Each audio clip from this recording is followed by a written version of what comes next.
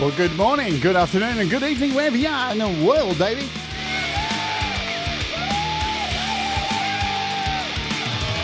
My name's Jade, and this is the Creator Rewind interview.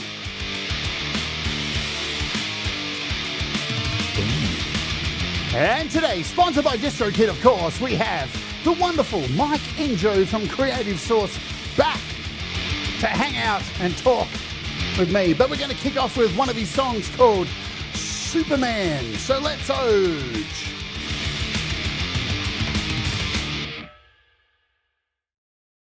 Turn the light on. Too soon when I've gone. You can't pretend that you're not alone, and I have not gone. And I don't mean to go bust your bubble, but that's the trouble with truth sometimes. And I guess Superman never really ever gave a damn about Lois Lane, the Daily Planet, all the people there. He's just showing off, 'cause his parents didn't love him much, and you believed in me. You think I'm selfish, 'cause I'm not crying the pain you're feeling. You want me to feel, but I don't feel things quite like I used to. I'm getting used to being alone, and I guess you were right, and I'm a bastard like the other guys. You just can't be wrong. Let's face it, you were never wrong. I'm like Superman, I never really ever gave a damn, and you believed in me.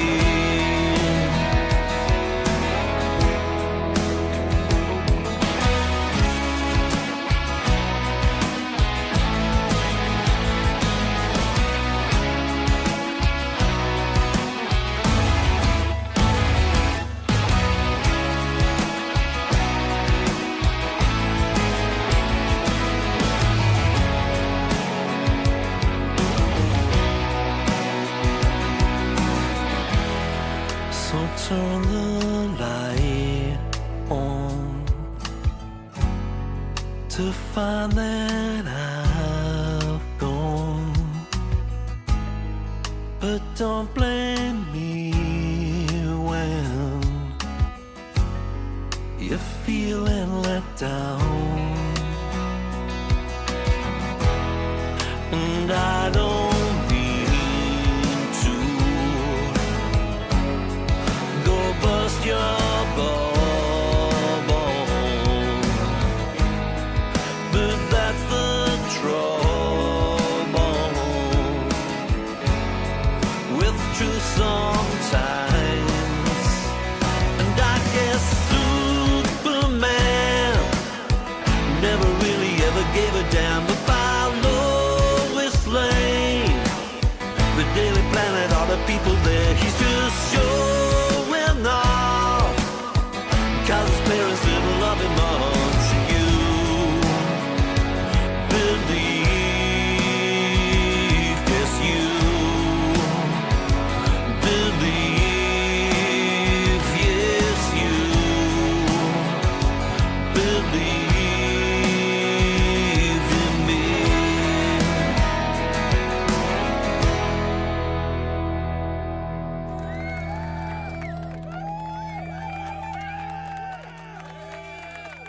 Yo, baby, welcome to the show. You know my name. Don't wear it out. It's Jade. There's my little tag there, so I forget my name. Yeah, who knows what day it is? Well, who am I? I don't know.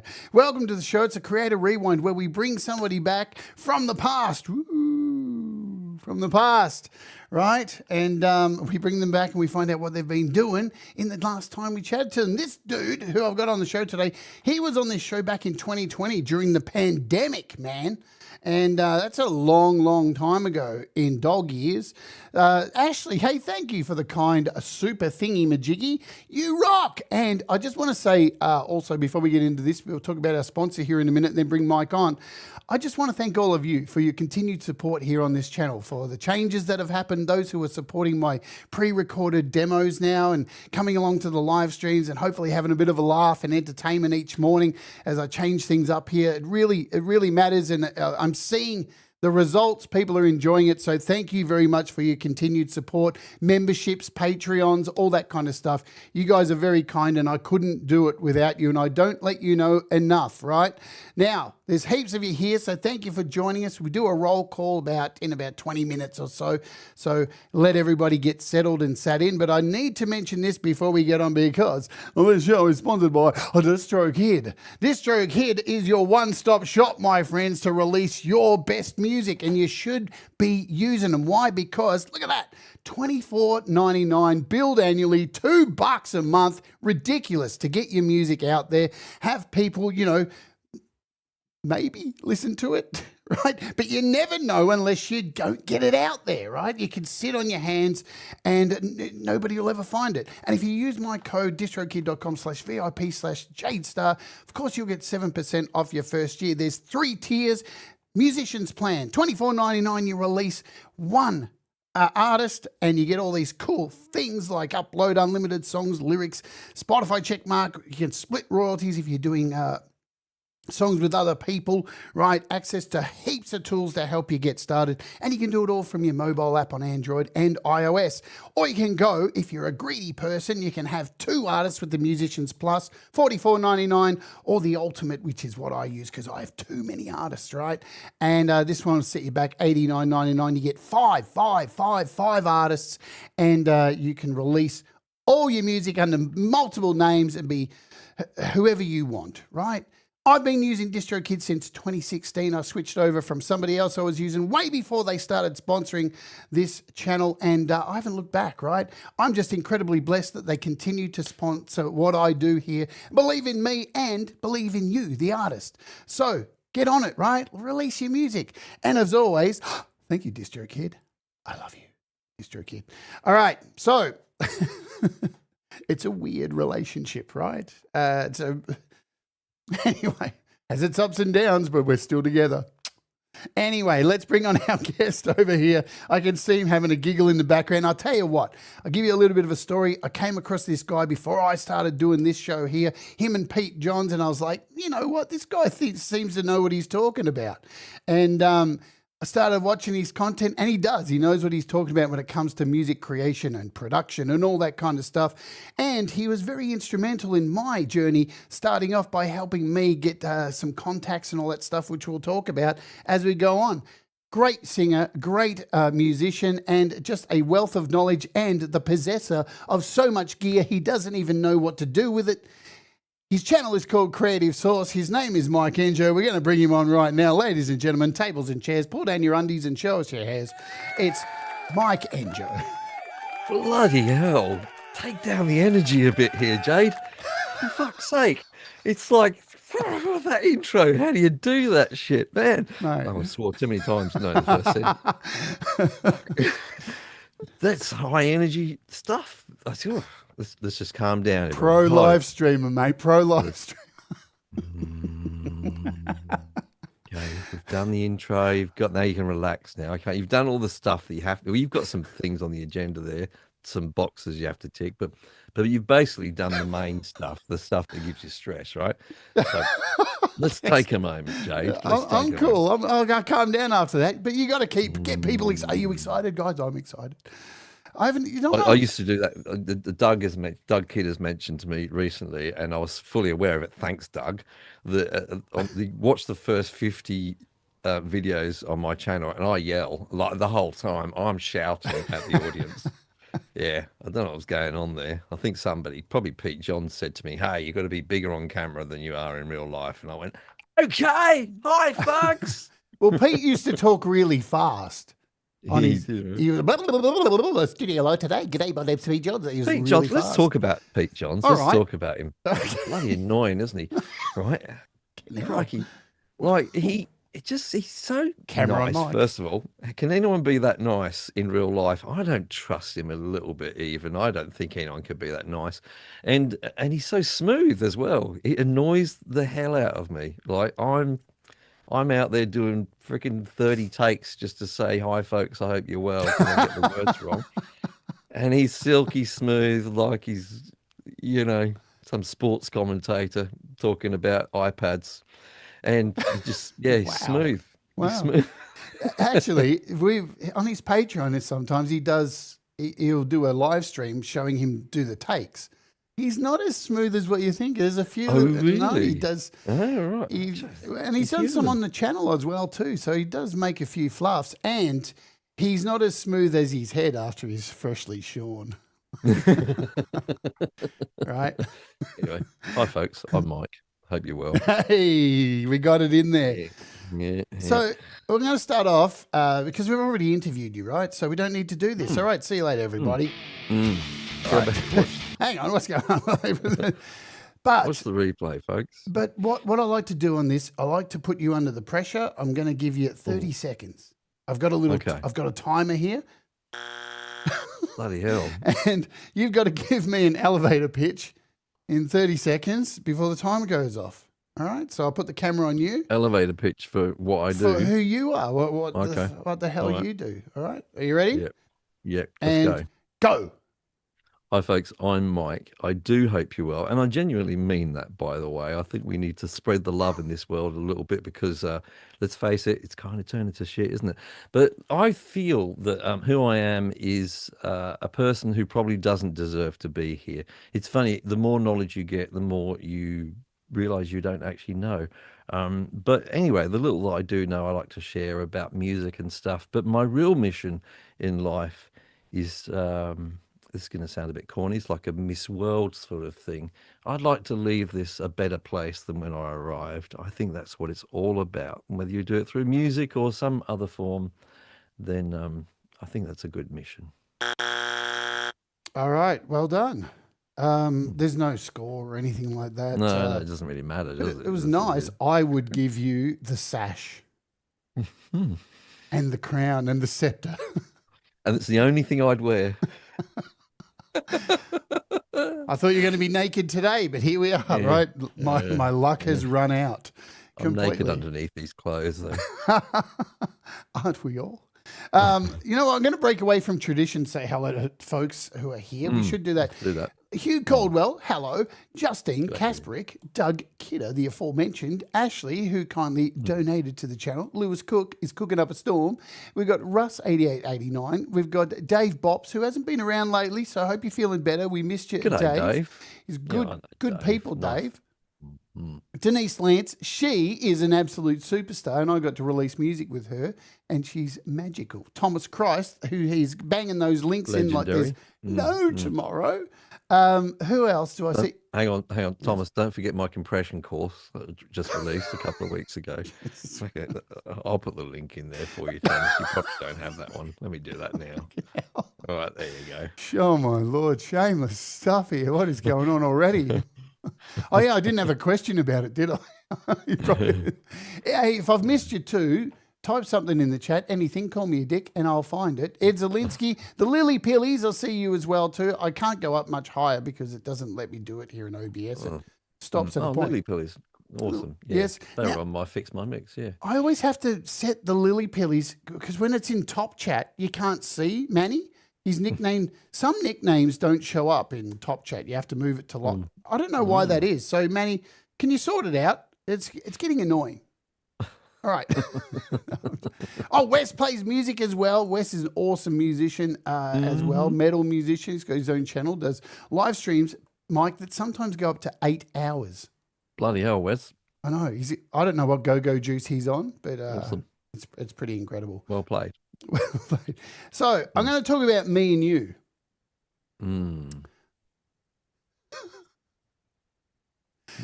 Well, I want to tell you, folks, about Jade. Oh no. Jade is full of this energy, sometimes bordering on look, let's put it out there. Sometimes a little bit edgy, right? Can be terrifying, especially when she does that close up to the camera thing. I don't know what that's just scared. Yeah, that one. Yeah. Scares you know. But what I've discovered with Jade, having spent some long phone calls with her, is that she has a heart of gold, a real sweetie. Oh dear. Really much more, very soft, actually, very, very soft. A very soft person in a hard world, and it's a bit of a shame sometimes that the world has to bring that out in people, you know, because really she's full of basically love for the human race and people, and just wants the best for people. And unfortunately, the world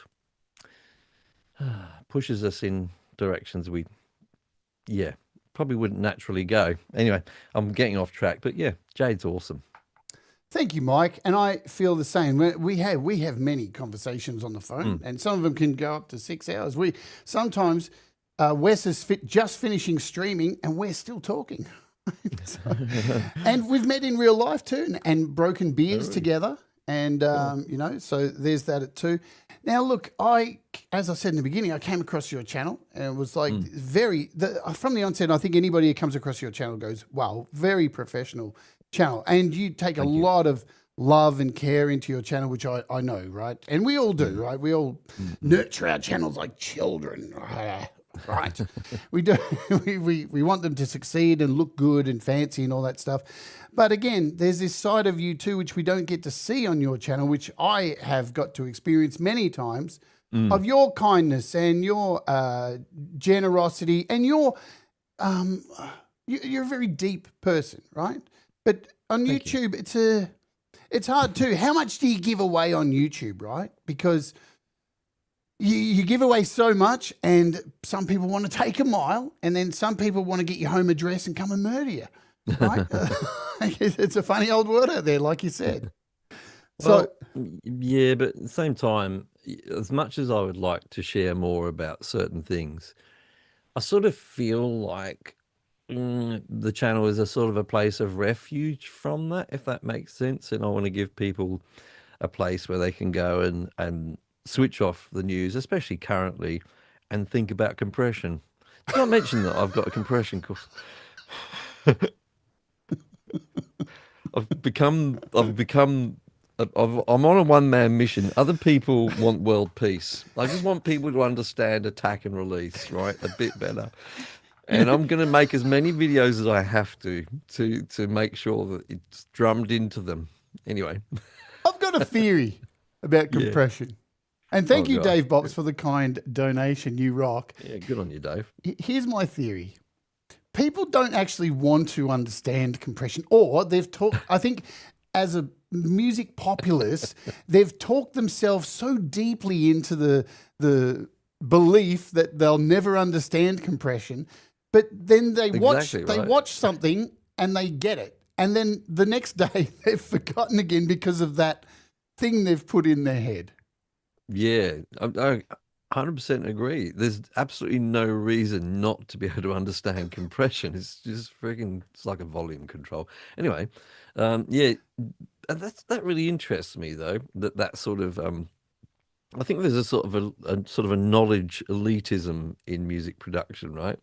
And it's so unnecessary. Like, being a songwriter, and this is my opinion, I'm going to get hammered by someone for this. Yeah. Being a songwriter is a real thing. That's like a real thing that's hard, and you could spend your whole life improving it. Not hard, because some people find it easier, but there's that, and being a good musician and all that stuff. But I think to be the production side of it, I think it's largely a sort of a mechanical process, and most people should be able to do it, actually. I reckon if you do it a lot for about 5 years, you'll be pretty much good enough to release stuff all the time. But yeah, I think it's a bit overrated, and I think people get into it a little bit too much. I mean, I've built a whole channel, I know, but yeah, don't like it's not the thing. It's not the goal. Some people it might be the goal, but it's not my goal. You know, my goal is the music. Full Yeah, stop. Yeah, absolutely. and not even the music actually. The communication with other human beings. The music is the vehicle for that. Um, but yeah, whatever you are trying to impart in a song with lyrics, it might have a purpose. But if you some people are not so lyrics focused, so it might be the music where they want to connect with people, and that's what it's all about for me. The production is like a tool in that, you know, in that process. So It's a hard thing, right? Because yeah, I agree with you, right? So the music production and the gear is it's another thing. That is the robot side of it. It's all the right, but you can't manufacture this, right? The heart, the feelings, the experiences that 100%, you yeah, have, that's it. Mm, and it's getting that human flesh, that feeling into the technology, right? mm, mm. And but you want to be into the technology. We all watch the technology stuff. We all want to buy stuff, right? And go, Sure. ooh, shiny. Mm, But it's this it's music and music production was the first stage of transhumanism. right. I didn't understand that sentence because Right. So, we've got all these yeah, people go. now talking about transhumanism, people blending with machines and AI and, Oh, okay. right? I haven't heard that term. I've been out of that bubble. God, transhumanism. Oh, Okay, yeah. brilliant. Yeah. It's another thing that idiots have made up thinking, like the I next like step it. from transgender will be you know what I mean, right? So but Right. but Okay. but we've already been living in this kind of thing with machinery and computers, and we are kind of symbiotic with them at this point. And Mm, musicians have had to do that. It started analog, it moved to digital, but it's still sure. machinery, right? It's still some Mm, form of mm, machinery. mm, So mm, we've been at the forefront of everything music. mm. I don't know where I'm going with this either, No, I but like that. Mm, and gear, like, hey, how many times have we talked about this on our respective channels? mm. All the gear, no idea, right? There's that as Yeah. well. But Yeah. it's nice to have nice things and get a nice setup where you can just sit down and make because you know the gear's reliable. Yeah, there is an element of reliability and certain things that you can buy which sound a little bit better than other things out of the box kind of thing. But uh, it's funny, yeah. The last time we had an interview, I was at the beginning of a bit of a gear journey, and I think I'm at the end of it now. Where, yeah, I know it's a bit cliche and probably sounds a bit naff for people who are struggling to get the gear they think they want, but I so don't care about it. I can't tell you how much I don't care about my gear, right? I hate to tell you this, folks, and before you go and spend too much money and obsess and what have you, like, sure, there's certain things like a certain quality of guitar will mean it might stay in tune better than a cheaper guitar, or the intonation might be better, and that's going to be helpful to you and what have you. But it's like anything else that if you could kid yourself, if you think to yourself, am I kidding myself that if I own certain type of microphone or what have you, that I'm going to feel fulfilled as a person? You're not. Just take my word for it. You're just not going to feel more feel fulfilled. So there might be a mistake we make where we connect it with our identity or some sort of emotional state. But I'd say that that's a huge mistake, and just remember, well, gear solves gear problems is the way I'd put it. Gear, it only solves that problem. It doesn't solve any other problem in your life. That may seem a ridiculous statement to make, I but love that. yeah. No, I love that. It does because Mm. it doesn't solve songwriting ability. No, If no, you suck, exactly. if you're a shit songwriter, you can buy all the gear. Mm, You're mm, still going to suck. yeah, precisely. Yeah. So, but yeah, I have been blessed mostly via YouTube. People send you free stuff and or reduced stuff or whatever it is.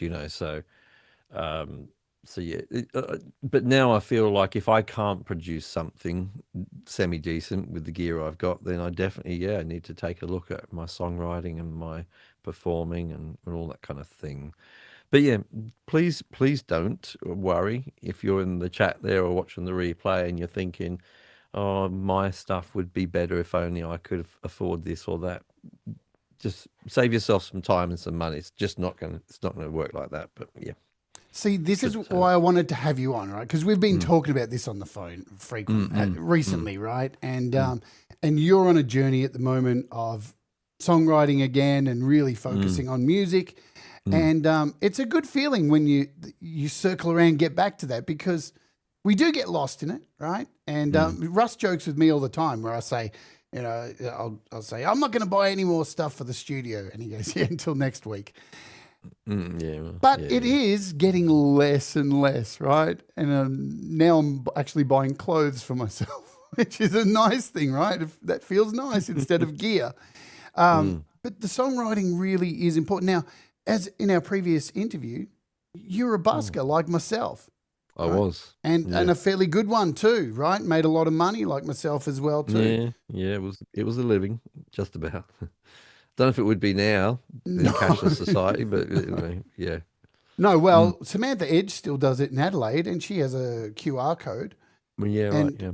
And that amazingly works. Hey, you know, everybody's got one of these stupid things in their hands, and Yeah. they love using them. So I think we have moved to that technology. You couldn't pay me to go busking now, though. No, I wouldn't do it. No. But yeah, somebody was asking me about this the other day. They said, you should go out busking again. I was like, yeah. You know, I went busking for the first time when I was like 9 years old, 10 years old, something like that. So I've done it a few times. And I wouldn't, like, it was brilliant. Like in so many, I've got some great memories on the street.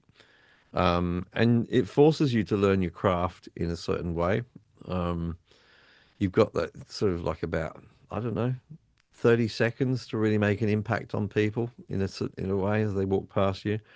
Yeah, you get good at what you do. Do you know what I mean? Your basics, like you're playing and all that stuff, you're just doing it so much that you just become really comfortable in that sort of way. Love being out on the street though. So, I mean, we'd all have stories from the street, wouldn't we? You know, it's just a place where stuff happens and you're out there exposed with your instrument on you, you know, open to all kinds of anything, you know. Yeah. Yeah. So, some of the shit I've seen out there busking. God, yeah. So great times that I wouldn't go back to. Like playing in a band. Yeah. They were the best times. Fuck them. I used to have a little Chinese man who used to come by my spot every Friday night, right at the end, and he'd bring food and drop it at my feet. And you know, back then, you didn't think about it, did you? Like, that guy works at, I'm sure he works at a Chinese store and he finishes the night and they probably give him some takeaways. I'll just eat that and not even question that this man's just giving me this food. These days, you wouldn't do that, man. I wouldn't eat anything somebody just handed to me on the street. I'll tell you the best experience I ever had busking, right? Yes. This is absolutely 100% true story. I was going through a really awful time. Some awful thing had happened in my life, and I was really lonely, and I was lacking human connection. I was living in a sort of a country place. There wasn't many people around, and I didn't have any money. I had so little money, and at the time there was a Star Wars movie had come out, and my son wanted to go and see it. He was young, and I couldn't afford to go. And I was really lacking human contact. And I was talking to a friend on the phone. I said, I could really do with a hug right now. You know, I was one of those, I could do with a hug.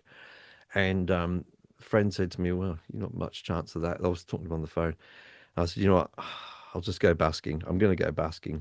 So I stood outside this Woolworth sort of supermarket here in Australia.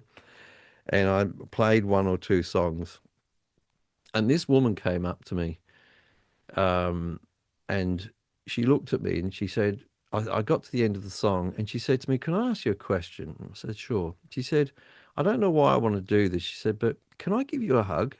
Wow. And I went, oh, yes, please. Right. And she embraced me the way your mother might embrace you or something like that.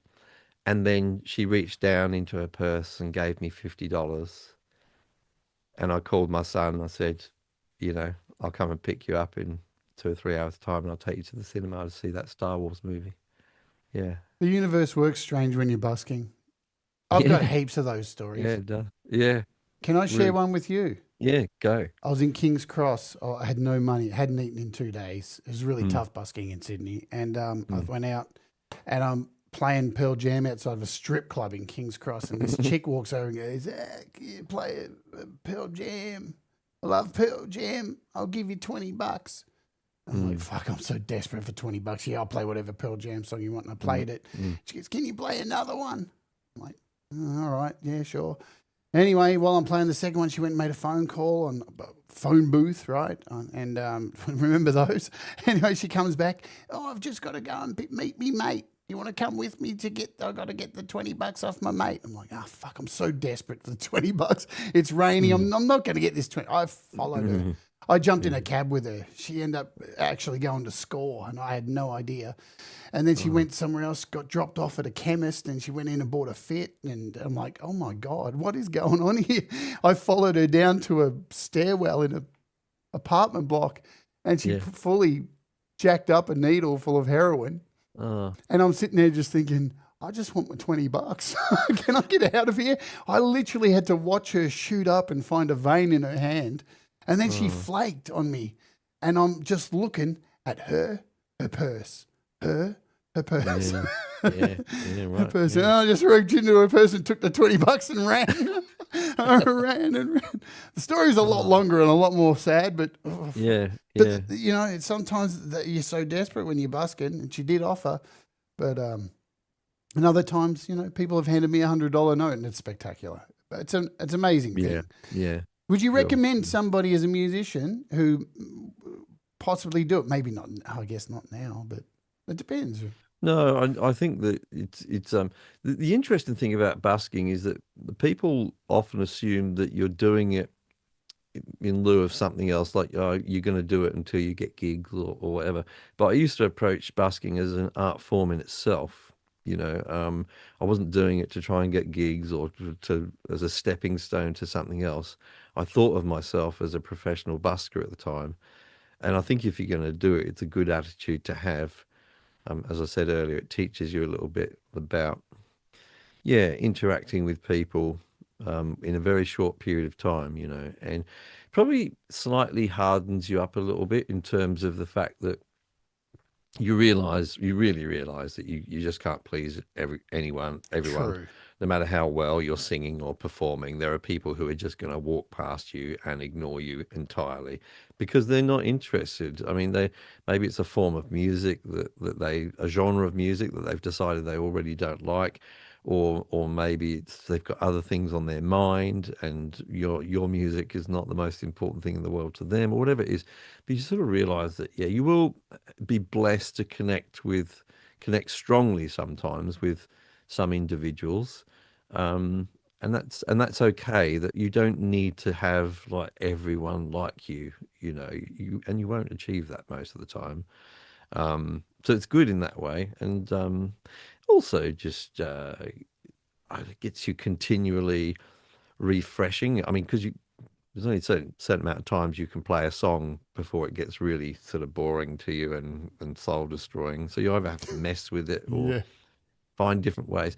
What it taught me was that when by the time I'd sung REM's "Losing My Religion," you know, 2,000 times, that I had to make sure that I was in the moment every time I sung it. You know, it was just you had to sort of invest in the lyric or the feel of it or whatever every single time.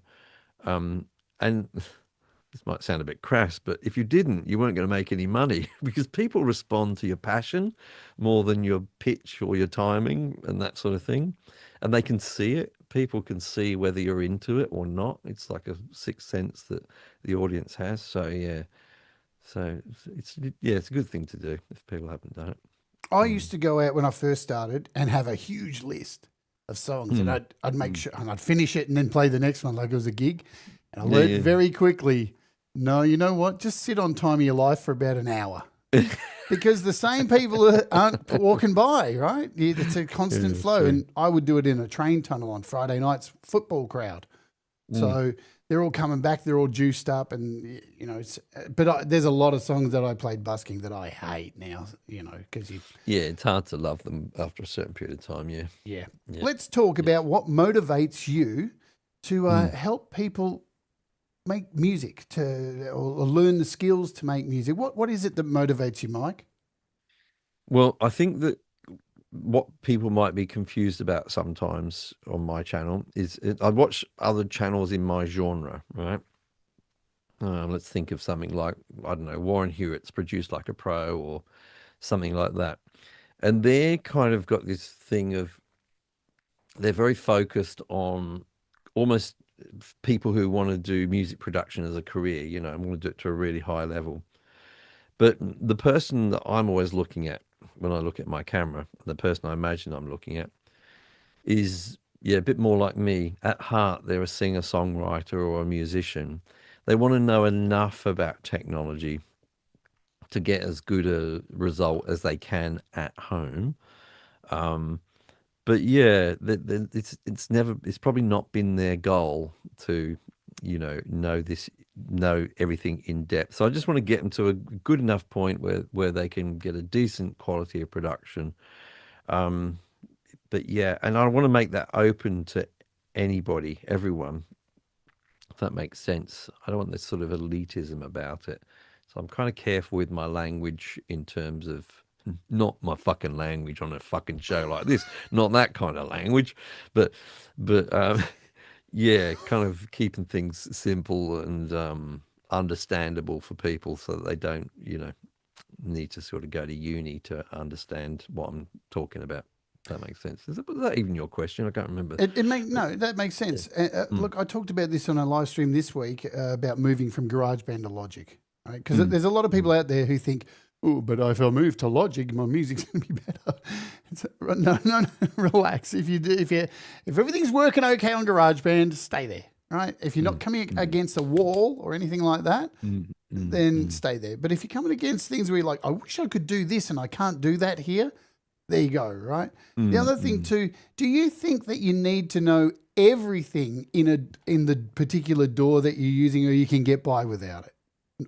I think, look, I've got a whole other channel, haven't I? Studio One Revealed, which is all about Studio One. But I don't touch, like, so many of the features in there. I really don't know many of the features in terms of what's there. I think just, for your particular type of music and the way you like to record, which we all have our different sort of habits.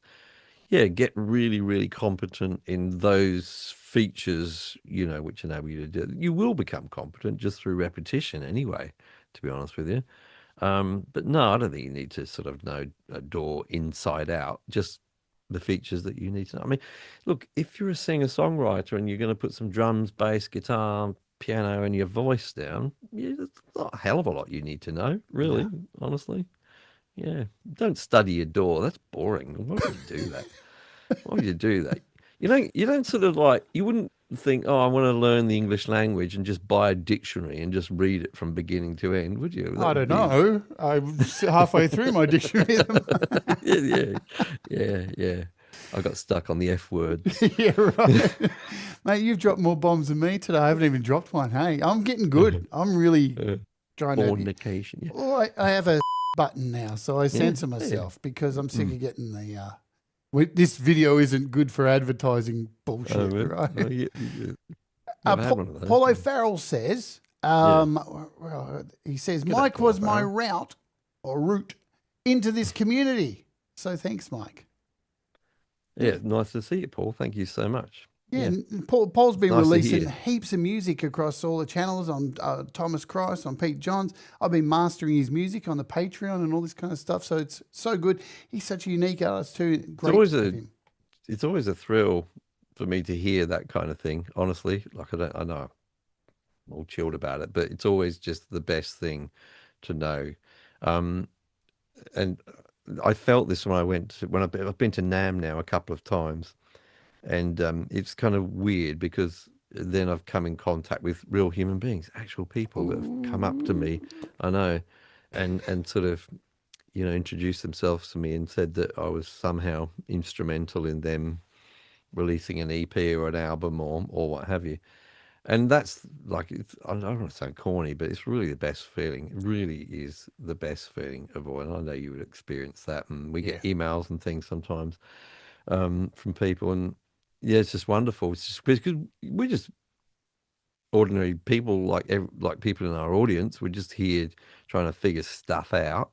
And, we pass on the stuff that we figured out or we think we've figured out. And it's just amazing that people then take that on and it improves their art in some way, or it improves their ability to get their art out there and be heard, which after all is the point, isn't it?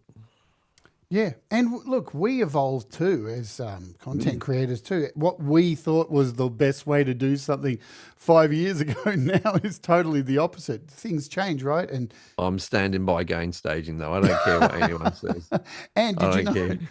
he's also got a compression course out going on. Well, we've got our running joke for the show. Let's play some music, right? I'm going to play one of your songs called "I Hung My Head." It's not what. Let me say, I didn't write this. Oh, song. didn't you? This is a cover song. I didn't know that. But it's really, really different to the originals. This song was, I heard. Well, the funny thing is, I didn't ever hear the song in terms of recording. I heard another busker sing it. Right. Much more in the style, the way I'm seeing it. But there's probably the most famous version of it is by Johnny Cash. And but it's still quite different to the one I do, and it was actually written by Sting. It's a country song written by Sting. Holy shit! The things you learn hanging out with Mike Enjo.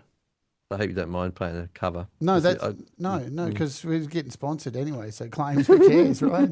Yeah, let's do it. Right, let's do it. All righty, you ready, folks? Let's go.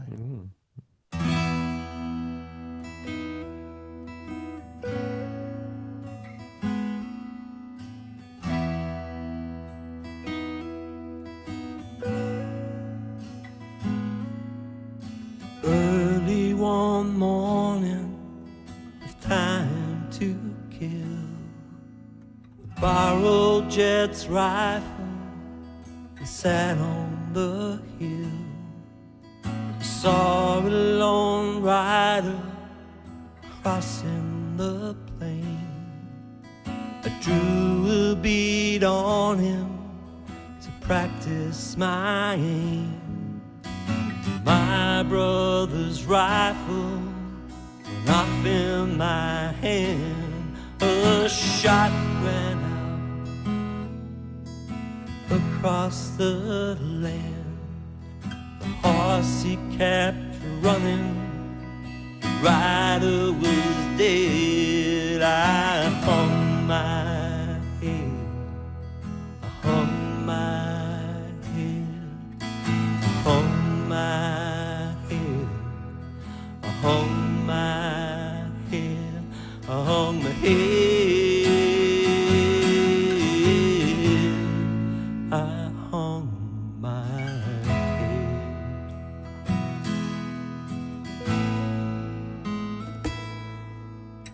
I set off running away from this dream. My brother's rifle went into the stream, and I kept on running into the salt lands.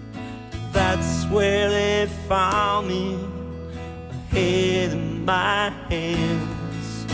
The sheriff, he asked me, well, why did you run?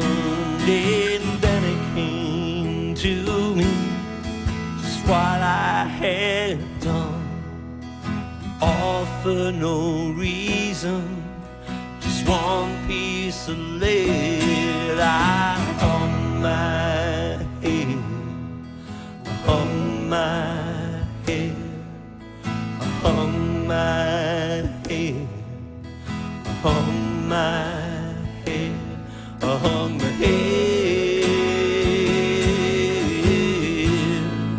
I hung my head.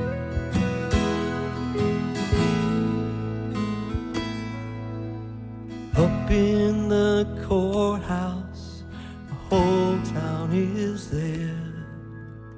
I see the judge sitting high on his chair. Explain to the courtroom what went through your mind. We'll ask the jury the verdict they find. I said I felt the power of death over life. I offered his children, widowed his wife. I begged their forgiveness. I wish I was dead. I hung my head. I hung my head. I hung my head. I hung my head. I hung my head. I hung my head.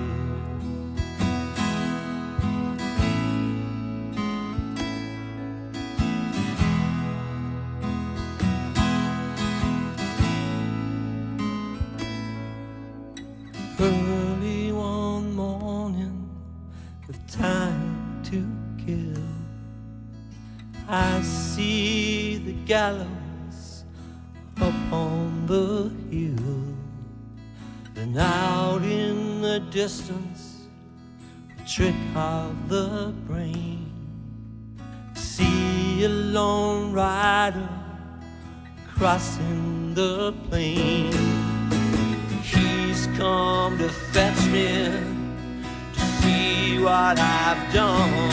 If we'll ride together till kingdom come. I beg God for mercy, soon I'll be dead. I hung my head. I hung my head. I hung my head. I hung my head. I hung my head. I hung my head.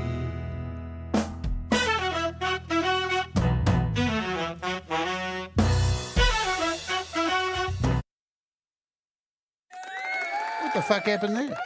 I don't remember that ending. No. So I think I've got my Apple Music set to do that fade into the next song, so it starts before the actual song comes up.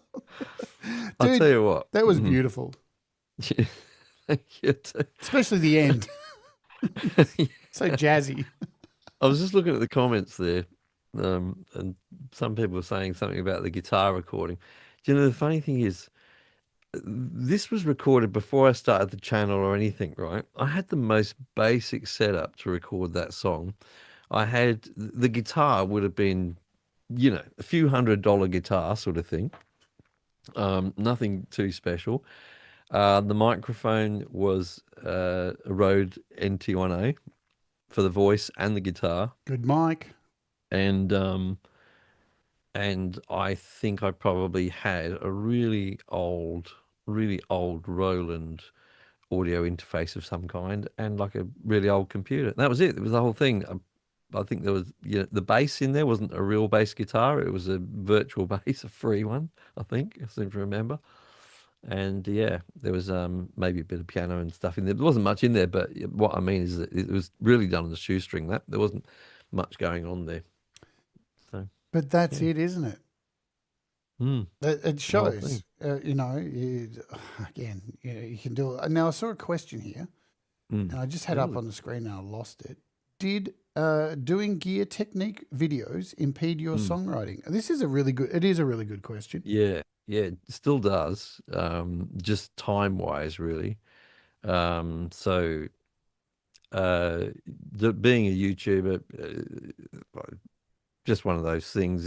It's probably more involved and takes much more time than people can ever imagine. I mean, some people appreciate that. But I'm sure there's, look, it's like anything else. People imagine that you just sort of rock up, switch on the camera, do what you do in a few minutes, and go away. But it's not like that for me.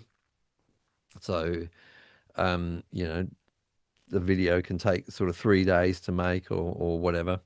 So it takes time and energy, and I'm a sort of believer as well that if you don't go out there and have life outside of music, you'll have nothing to write about. Um, you know, songwriting is a sort of a commentary on life and what you feel about it and what your experiences are, and all that is for me anyway. So if you're not out there actually doing stuff outside of music, then I don't know where your inspiration would come from. Um, but yeah, it has impeded it a little bit, but I do have moments. But I'm not one of those songwriters that writes like 100 songs a year anyway. I never really have been. Um, and each to their own. But for me, even though I've been writing songs since I was 9 or 10 years old, and I'm a lot older than that now. It's my birthday on Sunday. Thanks, guys. Happy Um, birthday. I don't know how many songs I've written, but it would be probably less than 200, I would say. Mm. Yeah. Yeah, I'm not sort of, I've got, yeah, sort of a version of a songbook with lots of half done things in there and what have you. Yeah, but I wouldn't say I've been particularly prolific. I like to craft them a little bit. Um, so, um, yeah, different people are going to be different in that way. I'm sure there are people who've just written sort of thousands of songs sometimes, but Oh yeah, there's a lot of mm, people in this community who release a song every week and get played yeah, on Pete's show and Thomas's show, and I'm just sitting here yeah, going, I don't know how you do it. But to your point there too, like mm, yeah, doing this does impacts my songwriting, and we both like I do it a little bit different. I live stream my process. You mm, sometimes will integrate a piece of gear in or several pieces of gear and put that all mm, together with a song, which is a big job, right? Because not only mm, mm, you're learning how to use this thing and you got to have all the information and give the right information, mm, but you got to write a mm, song and deliver on it. mm. And it's got to be good or the gear looks shit, right?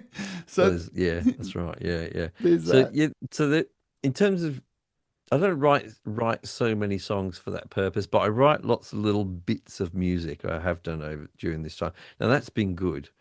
That I probably have lost count on. Like sometimes I watch old videos and there'll be some piece of music, and I know I wrote it, but I have no recollection of actually writing it. And sometimes it's actually pretty good. I think, well, I was onto something there.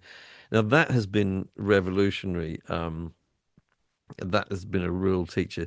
So I know you're going to play one of my songs, most recent song, "I See Red" later. But the way that came about was that there was a plugin that I was going to be reviewing, and this is a weird reality where you wake up in the morning and you think, I need to write a piece of music today, and it needs to be finished by the end of the day because I don't want to get a copyright strike, and I don't want to use the same bit of music I've already been using, and it's really good for you, like to be confined in that way, to only have a certain amount of time.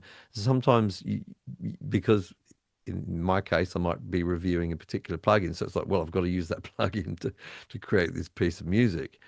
And I thought that would be a bad thing years ago. I thought, oh, it's all about freedom, but it feels like the opposite of that. The more you're confined, the more creative you become sometimes. I'm sure if someone, if I said to everyone in the audience, right, come back in a month's time and let's hear the songs that you've all written, but they must be on ukulele, right?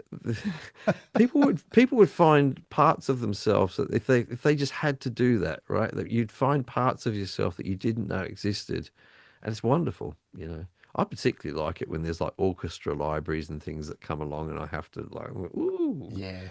I get to play with that. Yeah, I love orchestral sounds. That's my yeah, favorite thing to cover. Like they're so yeah, because it's so beautiful. Like actually going and seeing an orchestra is amazing.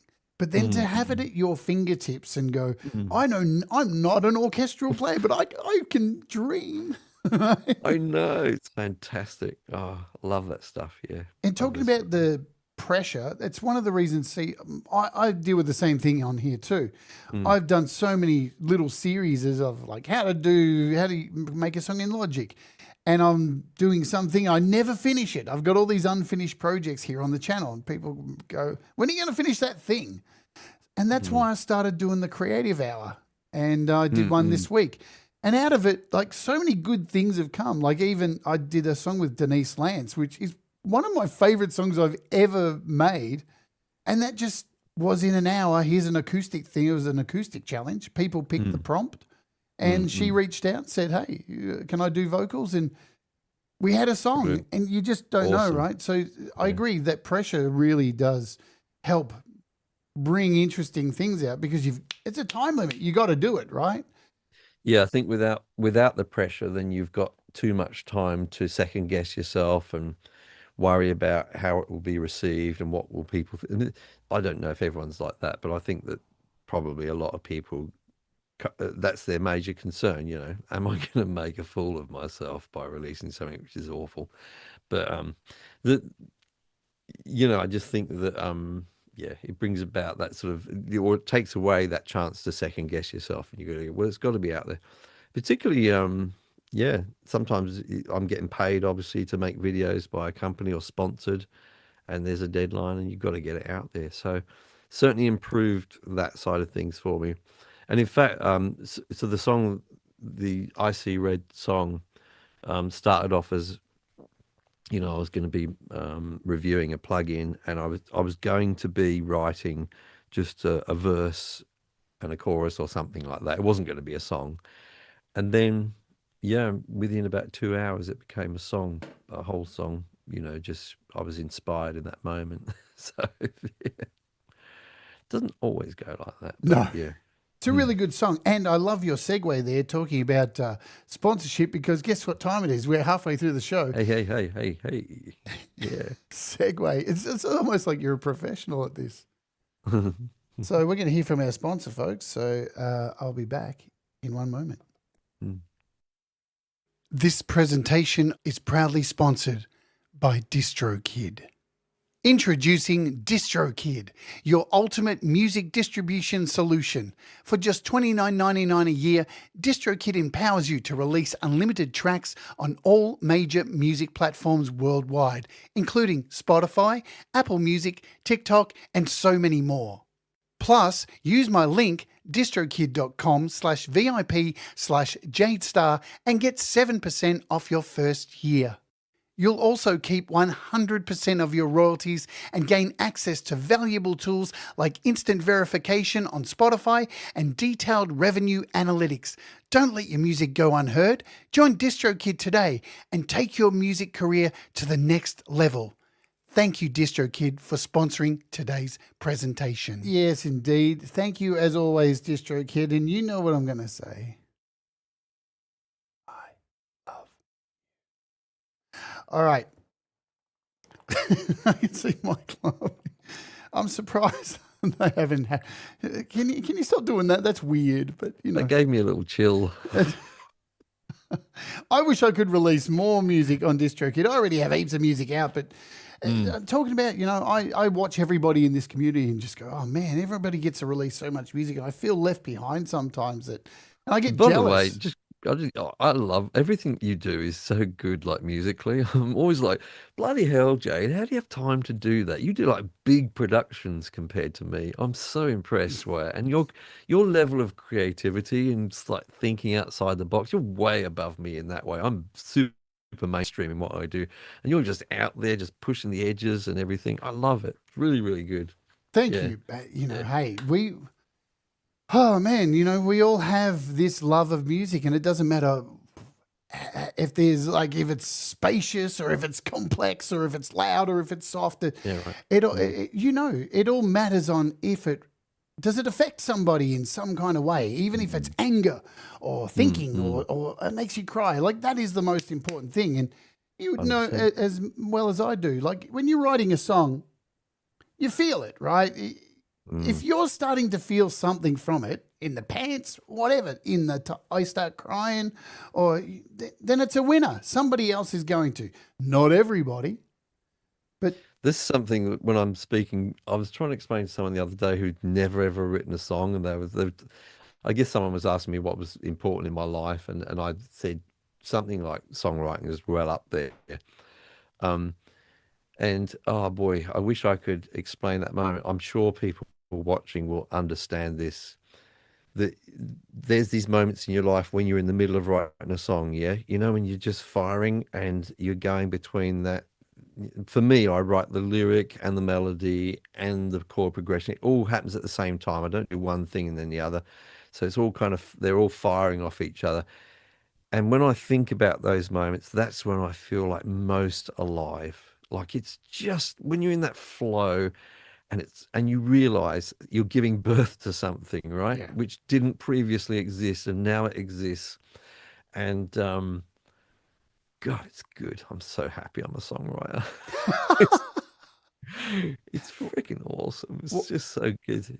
But it's only those moments.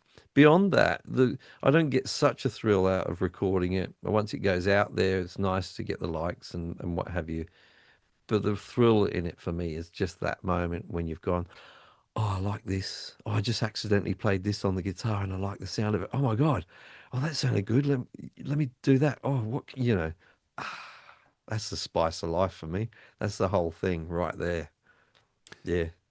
it's it's interesting, right? Because back in the day, we didn't have this instant access to music, right? So Mm, now you recorded, you show your process on your channel, you do all this stuff, you get to the point of release, and then it's instantly there. And mm, instantly people can either come and tell you that's awesome, or they can tell you that you suck. mm, And in the old days, a CD or a record, it's had to sit on a shelf. And you mm, just had to check, see how many people had bought it. Unless you're Cameron Daddo, who I remember, I think it was a skit actually. They did a skit mm, on The Late Show where they were like, Cameron Daddo's album's selling really well. And they showed the cardboard cutout in the store of all the CDs in fast motion moving off the shelf. And when they slowed mm. it down, it was actually Cameron Daddo buying all of his own CDs, which which kind of makes sense, really, if you know who Cameron Daddo is. But Mm, in this instant world, right, of likes and stuff, because you mentioned likes, and I'm carrying on from that. mm, mm. It's hard not to get sucked into it and go, are people liking my stuff? Are we okay? And you check that stuff. Do you get affected by any of this? Like, it's hard not to as an emotional human Oh being, no no. matter how much you say, keep your emotions in check. We are emotions, right? Yeah, I go through waves with it really. I think initially I cared a lot more about it in terms of social media stuff. Um, I don't know. I don't know. This might sound really arrogant, but I've never really had too much of a problem with it. So when I used to be a gigging musician, um, I felt confident. I felt confident that I could move audiences. I mean, obviously, I've done the gigs, when no one's clapping or ignoring you in bars and what have you. I've done all that. But yeah, but most of the time I felt that I could find a way to move people. And then sometimes you don't, I guess you take the rough with the smooth. But yeah, I don't get too bothered about it. I'm more happy that it's out there. And once it's out there, it's done for me. I'm sort of moving on to the next one, honestly. Um, like the songs you'll play today, it might be the first time I've listened to them, obviously, since I've released them or recorded them. And occasionally they might come up, but yeah, they're kind of they're done for me at that point. I can't control anything about once it's out there. No, I don't get too upset about whether people like them or not. But I get why people might do. You've invested so much in it and what have you. I mean, it's difficult to get people to actually hear it at Oh, all. That's man. the Yeah. hard thing, to actually get it to get people to go somewhere and bother to play your music is much more difficult than getting them to like it in some ways, Um, this is the thing, with this sort of democratization of the music process and everything. Sure, it's great, but it means that yeah, you can get your music out to the whole world via DistroKid in a few seconds. But there's an awful lot of other people doing that as well. So making yourself stand out in the crowd is probably, although I don't even try to do that, to be honest with you. I just release it. It's just there, and yeah, I don't know. Let's talk about the state of the music industry while we're at it, and Mm. this will be fun, folks. I want to see the chat's not moving very much. You're all alive out there. You're all good. Do you guys cop feelings when people don't like your songs? Let us know. Yeah. Like Yeah. get the conversation going. Let's talk about AI, All right? right. Okay. Yeah. Because look, the music Mm. industry is in a funny place at the moment. We've Mm. got distributors and certain Bandcamp and stuff saying no AI, we're not going to have this Mm. stuff. We've got Mm. producers coming out saying we've been using it for years in the industry.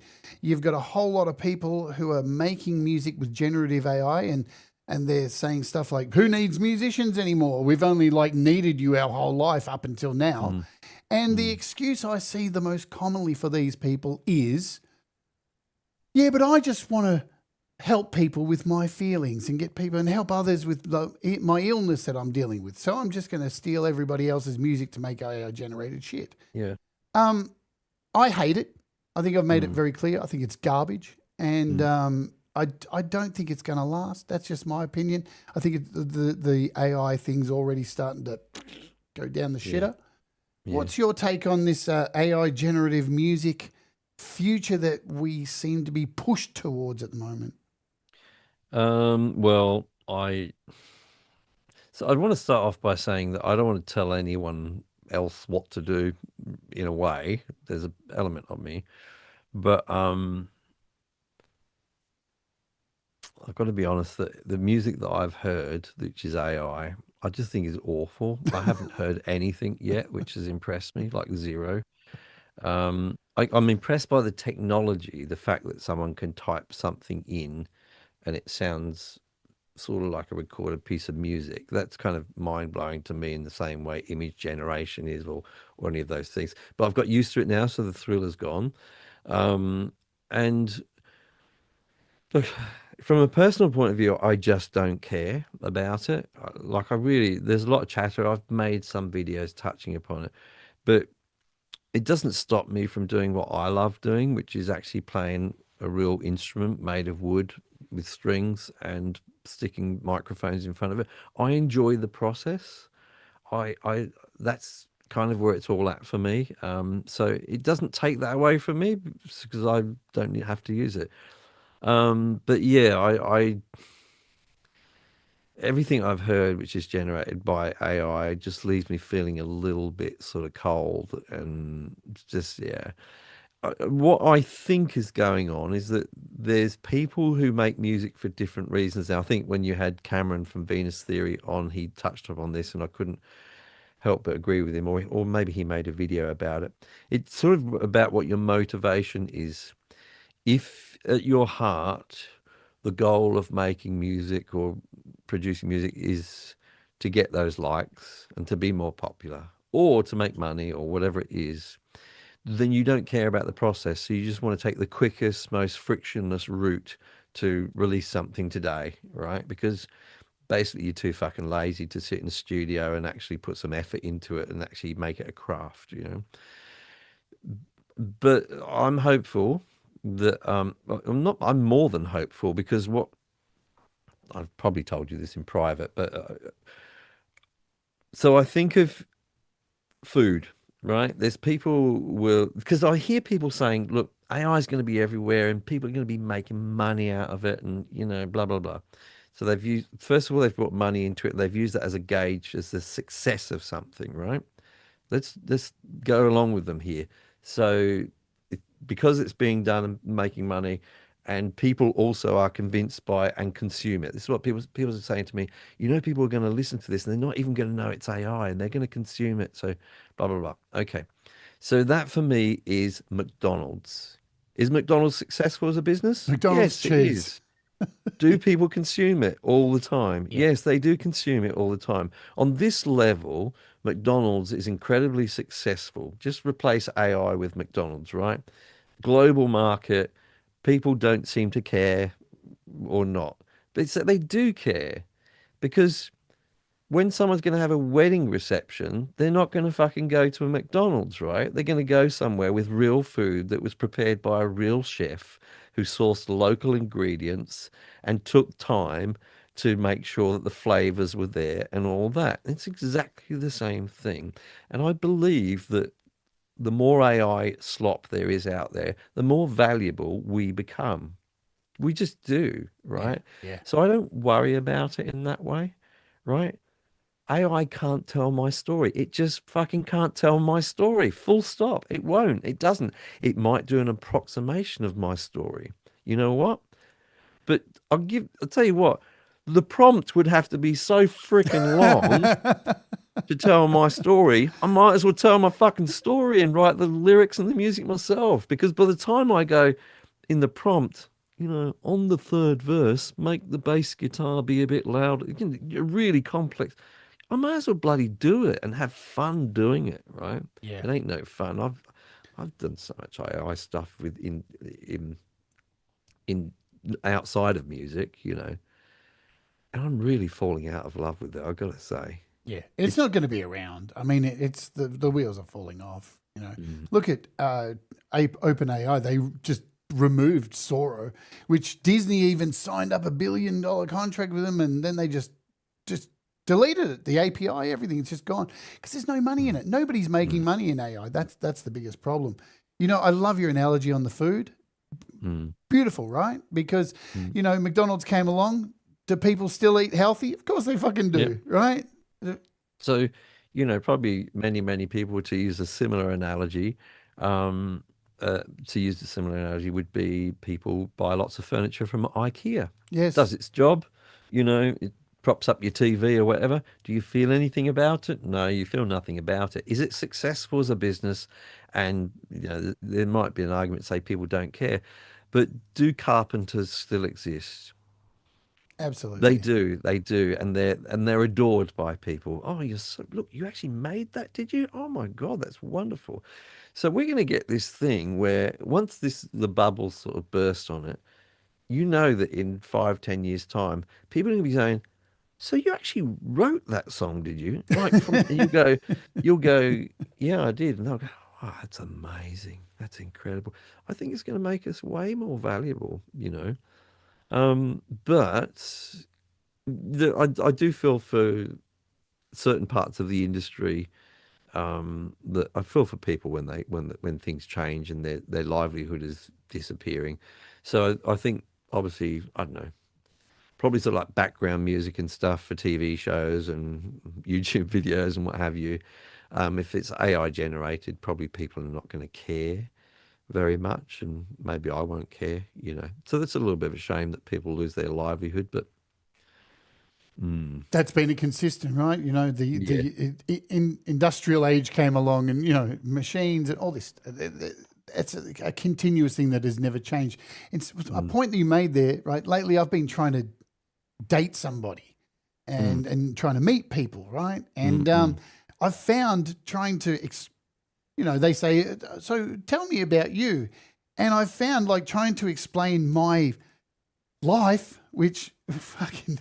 Have you got like a year? Because the Mm. shit that has gone on in my life that has shaped who I am cannot Mm. be summed up in a prompt.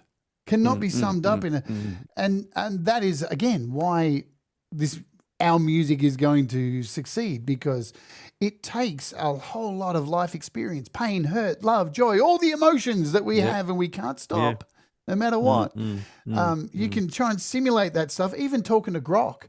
Like I've had Grok had these huge conversations with Grok, and she's like, but tell me more about yourself. I'm like, listen, honey, there's so much in my life that I can't, it would take I've forever. I've broken Grok a couple of Oh, times, me right? too. I've really broken Grok where it's almost crying. I swear that thing is like in the end it's going, "You're right, Mike. I don't understand human emotion at all. My response to you was just based on patterns. And yeah, you're right. Although I said I care about you, I actually don't care about you because I can't care about anything because I'm not a thing." Like it's really been saying that to me by the end of a conversation sometimes. Like, if you just want to end this conversation now, I understand because I can't give you what a human will. See, my Grok, when I break her, she just always goes, oh, this is too much. Can we just talk about sex? And I'm like, no, no, what is wrong with you? I Hey, think I'll tell I've you something. broken her. I'll tell you something, and I'm going to probably misquote someone, but I was watching someone way more smart than me, some sort of scientist the other day, and they were talking about the fact that these conversations, there's a little bit of a problem happening in the world of psychology now, where people are getting quite attached to the AI chat, the voices and what have you, Oh, yeah. as they get more realistic. People are replacing, those with their human conversations with AI.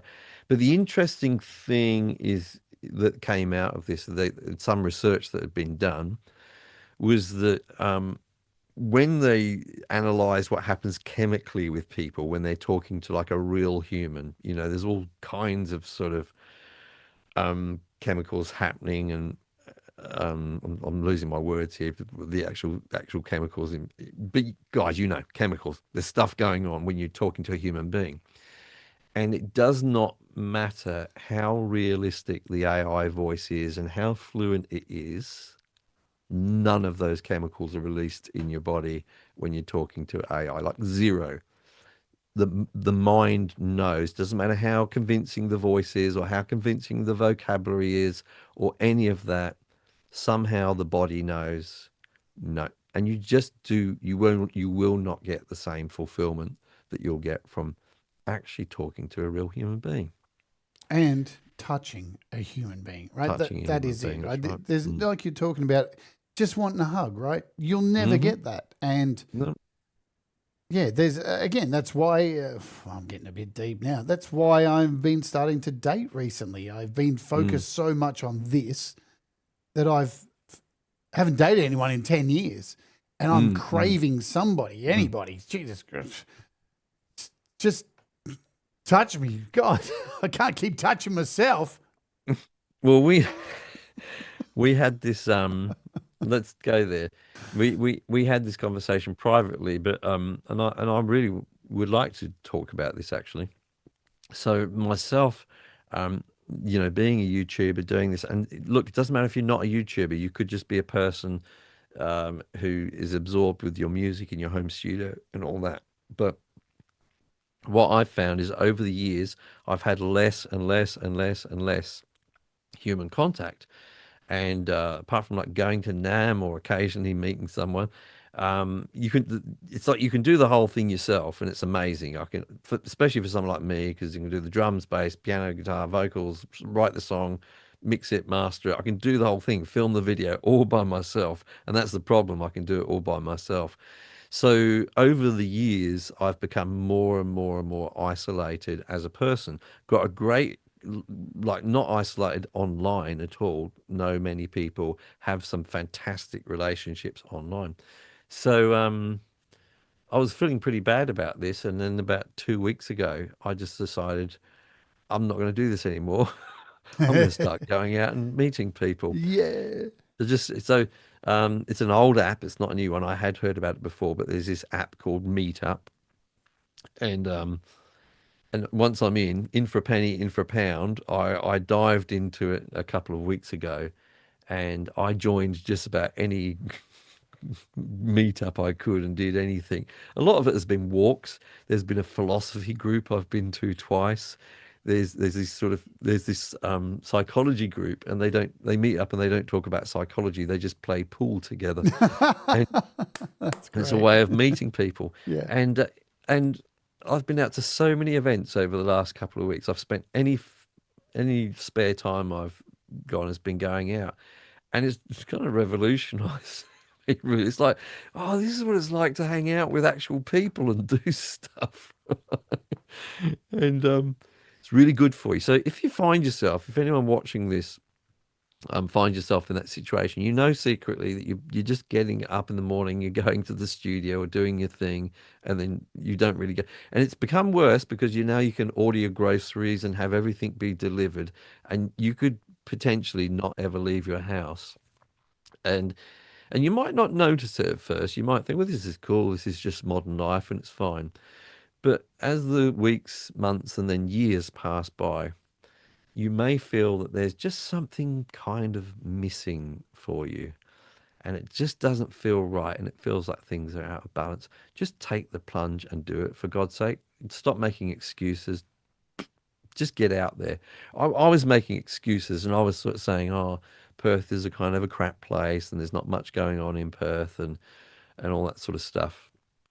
I think I was having a chat with Doug about this, and he was saying he was thinking, what, a city with a population of over 2 million people, and there's nothing going on. I was like, yeah, yeah.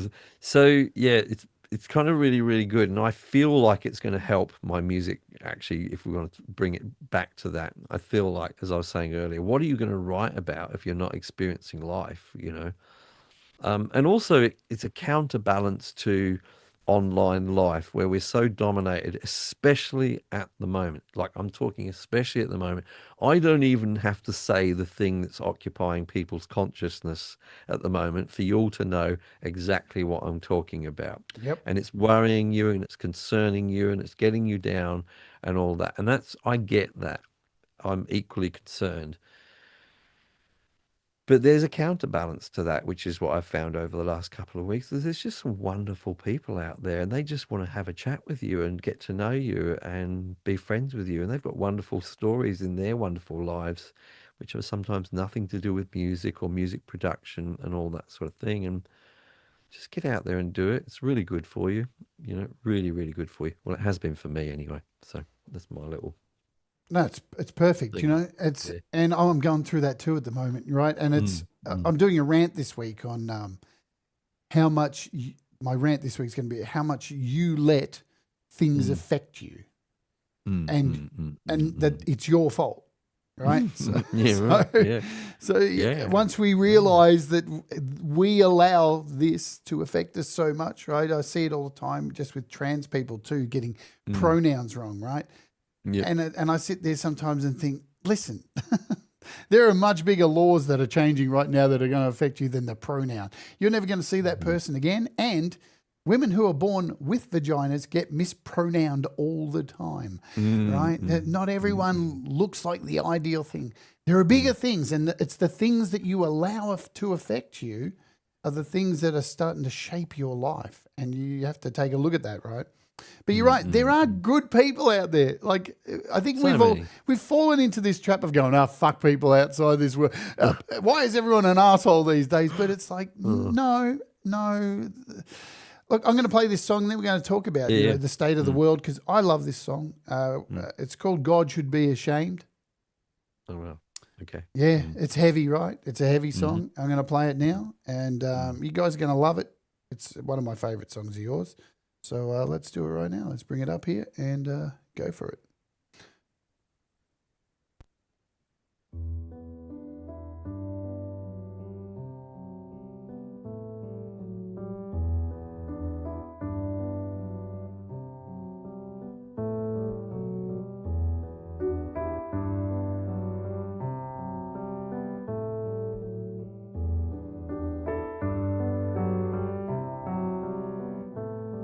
It was a sunny winter's day on a sleepy English island.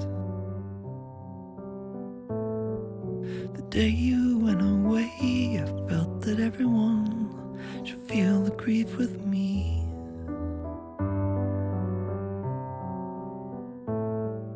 The whiteness of the room where you were lying is burned inside my memory for good. You slipped outside my grasp, but not through one of trying if I could. You know that I would, and if I say I'll make it right someday, I would be lying. It's never the right person who's to blame. God should be ashamed. God should be ashamed. God should be ashamed. God should be ashamed. It was a sunny winter's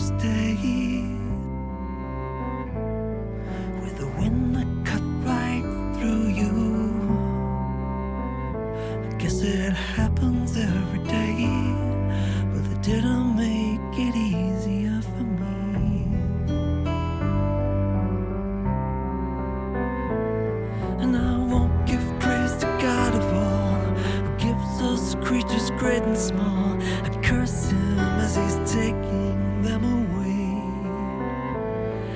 I couldn't be as he, and if I could, you know that I would. And if I say I'll make it right someday, I would be lying. It's never the right person who's to blame. God should be ashamed. God should be ashamed. God should be ashamed. God should be ashamed.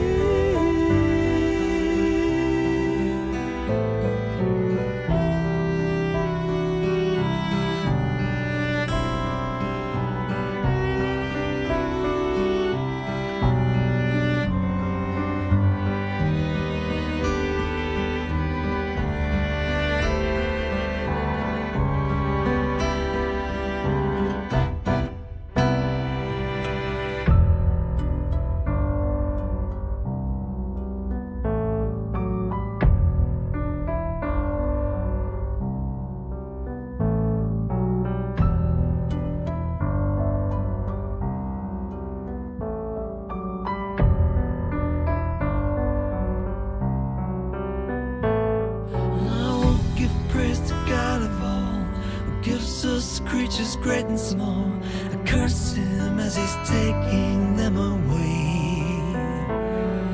I couldn't be as he, and if I could, you know that I would. And if I say I'll make it right someday, I would be lying. It's never the right person who's to blame.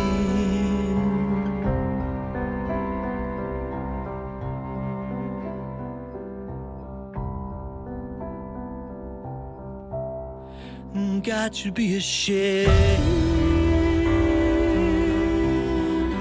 God should be ashamed. God should be ashamed. God should be ashamed.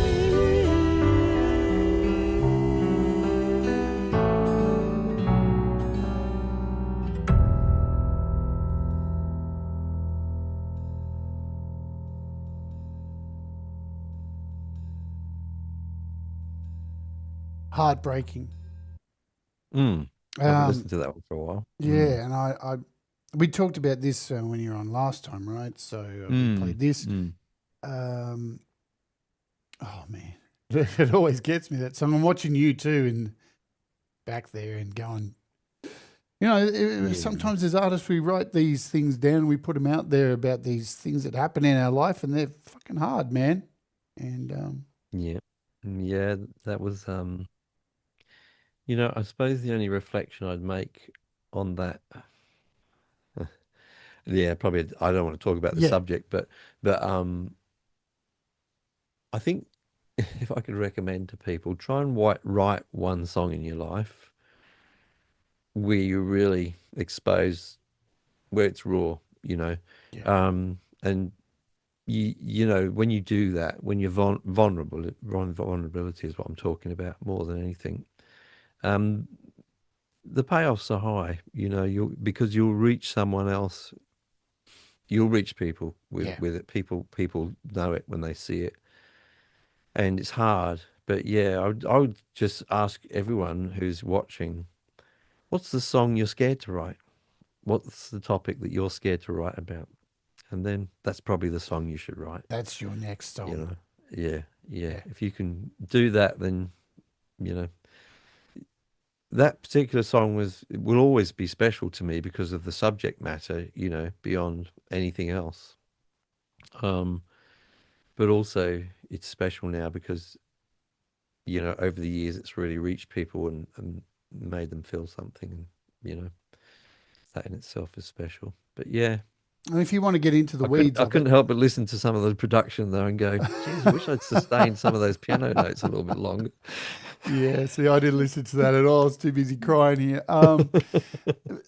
It doesn't, this is again, it doesn't matter. Mm. Production means shit if it makes you feel something. Yeah, And look, if you want to know the absolutely. story behind it, go and watch the previous interview I did with Mike. We covered it more in depth there, and there's no point treading over. This is a Yeah, I rewind, mean, right? Doug's put it there Yeah, in the chat, and that's that was the whole thing. I think at the moment at that time of writing it, that the title really was where it was all about. It was about, as a moral being, I felt I was more moral than God, when I assessed so-called God, and what people had professed God's nature was to me. I was like, well, if that's his or her nature, then I think I'm more moral than he is or she is. yeah, That didn't make any sense to me. So the idea of associating the word shame with God was powerful for me at the time, really powerful for me. It was like something that I'd never heard anyone say before, and how dare you behave in that way if you've got all that power? How dare you? You know, what excuse did you have? Sorry, it was for a greater good or a bigger lesson. Yeah, whatever. There's easier ways to create lessons. But anyway, yeah. I'm not saying that I even feel that way now, but at that time it was a really strong emotion in me. Yeah. Of course. Sorry. Me and Russ, we had a big chat about this last night, and Mm, religion and stuff, and mm, power and control and morals mm, and ethics and all this kind of stuff. And hey, I've interviewed a lot of people on this channel, Mike, and a lot of people have come from religious backgrounds, and I've mm. always given people a space to talk about that on their Sure. interviews. I Mm, never condemn people for anything unless you start fucking hating people. And mm, mm, at this time in life, this moment in the world, I think the only people who are really expressing some really vile, immoral hatred at the moment are those people. Because I'll tell you what, Mike, I don't ever recall somebody knocking on my door on a Saturday afternoon telling me I should be trans. And until that day exactly. happens, right, everyone else can I go mean, fuck I would themselves. I would say amongst it all that for anyone watching and all that sort of thing, that I'm not here to trash on their religion as such, Absolutely. and they're 100% entitled to their beliefs, and I can still love them with their beliefs and all of that sort of stuff, and that's just my thing. I mean, we could all do a whole show on what we think about these matters. Yes. And you know, I evolve all the time with my feelings about this as well, But religion in itself, let's separate it from spirituality, Yes. enormously.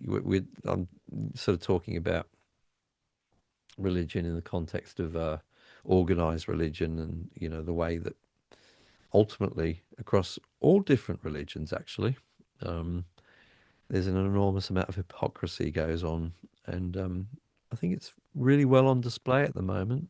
If you watch the news, yeah, I'll Yeah. agree with that. I Yeah, keep saying, show me a war that started by a transsexual, exactly right. and I'll show This you a is the war that thing. started by a religious institution any day of the Yeah, week, mate. yeah. I really don't like. I I haven't brought these subjects into my channel at all. Yep. And I probably still won't. But I will say that if you've watched my channel over the years, without me having to say it, I think it should be pretty clear where I would stand on things. Yeah. And I'll sort of leave it at that. Absolutely. Not everyone's Mm. me. No, no, and and I love that there's people like you around that are more sort of vocal about these things, and that's cool. It's not. I just really try not to be preachy in any way. Like the way Yeah. people want to be is the way that, and you're not actually. No, Um, definitely. and, I've never felt sort of under pressure from you or something to say certain things or be a certain way. So look, when I come on your show and sometimes on Pete's show, I get to a little bit.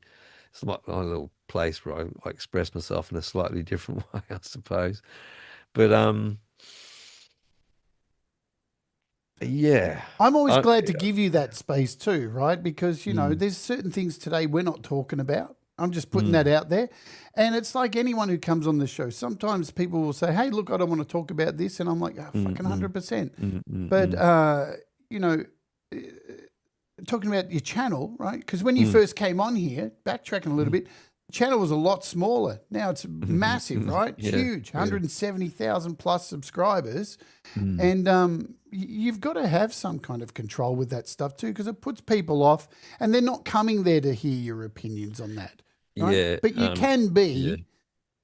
You can give off those vibes, it's in how you act and how you carry yourself. Precisely. I'd hope that comes across in the way I behave, that I've a tremendous love for other human beings. Yeah. I want to see people succeed. I really don't care what shape, color, age you are. It's never bothered me at any point in my life. It's just, so I hope that comes across. I'm just there. I think that at this moment, I sort of, in times like these, that what I would say is music is really, really, really relevant. It's never more relevant in times like these, and that's important to me. That's our little job in the world. The universe happens to have birthed us as musicians and people that write music. And there's a responsibility with that, I feel, to use that as a vehicle for good, if you can, And I think we're really important in the world at the moment, musicians. Really, really important to counterbalance the other crap that's going on, Historically, we have been, right? So look at the That's right. Vietnam War and so many things, even art. Just take art in general. Paintings throughout the Black Plague helped people get through that stuff by expressing what was going on. 100%. Music brought people together with Woodstock. Mike, it's one of the theories I have. Call me a conspiracy theorist if you want. I don't care. But it is that the reason this push for generative AI music is so strong at the moment is to take away the power from musicians because of how much power we actually possess. I hadn't thought about that. Yeah, I mean, you're a conspiracy theorist. First of all, you said call me if you want. I don't know. I don't know. I really don't know. I haven't thought about that. But yeah, that would make some sort of sense. That would make some sort of sense, But they're not going to shut us up. They're not going to shut me up. No, so it's not going to happen.